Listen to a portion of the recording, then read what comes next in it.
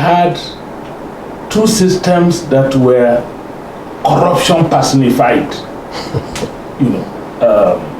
A subsidy regime that, again, failure in governance had sustained a subsidy regime that was not just a fraud, but it was daylight robbery of the Nigerian people. People bring in crude with a vessel, dock at Lagos port, carry the papers, go into Lagos, collect evidence of subsidy payment, carry that same vessel to Calabar, dock in Calabar, collect subsidy documentation for subsidy payment, carry that vessel, dock in Port Harcourt, collect subsidy, sometimes either stop in Warri or proceed back to Lagos, use that same vessel. So they collect subsidy for 4 times for one vessel. Shipment of crude oil, which was a humongous, corruption.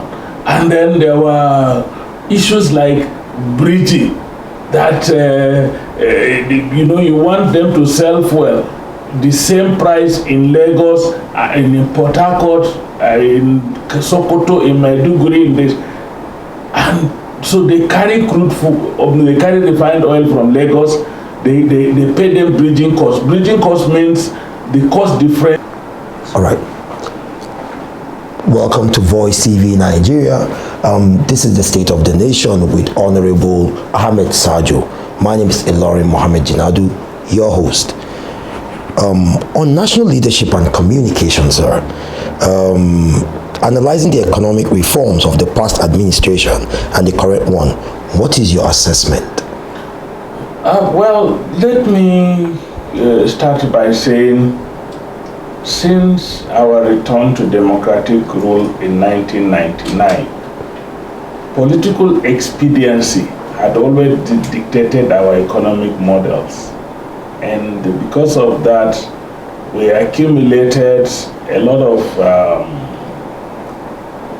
economic concerns that could have actually collapsed the nation. We are at a point where, in terms of social cohesion, we are at the lowest point in the history of this country. Socially, we are so antagonistic to each other, and economically, we have a high rate of poverty. In fact, not just poverty, but multidimensional poverty. There are Nigerians, about almost 50 million or above Nigerians that do not even have access to toilets. It's that bad, So we are we've been in a quagmire, and all of this happens because political expediency overrides, economic considerations, and that was dangerous for us as a country. So when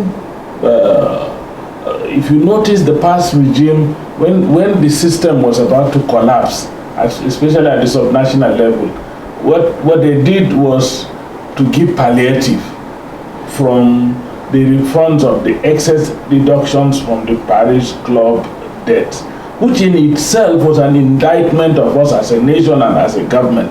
How could you borrow money from somebody and he deducts and deducts and deducts and deducts until it becomes excess? He's been deducting after the repayment has been completed.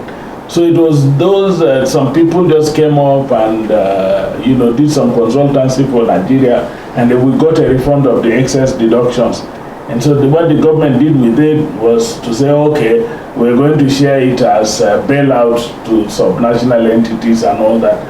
That was not actually, to be very fair and honest, that was not a wise decision. Wise decision was to have plugged all the loopholes and make sure that the system operates and functions optimally. Now that passed, we still went back to where we were. Subnationals were in quagmire, municipal governments were non-existent, local government, they were all almost dead. And then the system was still going, even at the level of the federal system. it's not every agency of the federal government that was running its affairs optimally. Meanwhile, we had two systems that were corruption personified. A subsidy regime that, again, failure in governance had sustained a subsidy regime that was not just a fraud, but it was daylight robbery of the Nigerian people. People bring in crude with a vessel, dock at Lagos port, carry the papers, go into Lagos, collect evidence of subsidy payment, carry that same vessel to Calabar, dock in Calabar, collect subsidy documentation for subsidy payment, carry that vessel, dock in Port Harcourt, collect subsidy, sometimes either stop in Warri or proceed back to Lagos, use that same vessel. So they collect subsidy for 4 times for one vessel. Shipment of crude oil, which was a humongous, corruption. And then there were issues like bridging, that you want them to sell fuel the same price in Lagos, in Port Harcourt, in Sokoto, in Maiduguri, in this, and so they carry they carry refined oil from Lagos. They pay them bridging costs. Bridging cost means the cost differential in transporting the crude to a place so that you can sell it the same. So if it is sold at 100 naira, for example, in Lagos, you want to sell it at 100 naira in Sokoto, you know that there is a 50 naira difference, the transport cost to take it to Sokoto. So government pays you the 50 naira so that you can sell it at 100 naira in Sokoto, which was a huge. Meanwhile, they were not carrying the oil to Sokoto, at the quantity required. They don't sell it. I come from Adamawa. We've never bought petrol at the national price throughout the period when we had a subsidy regime. They always sell a special price to us, and if you go to the ECC, it was even worse.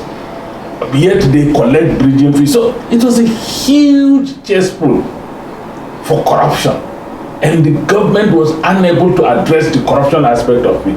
So that was there. Then, if you see the dollar regime, people who had access to the government system, central bank and the rest, would go and collect dollar at 400 and something naira per dollar.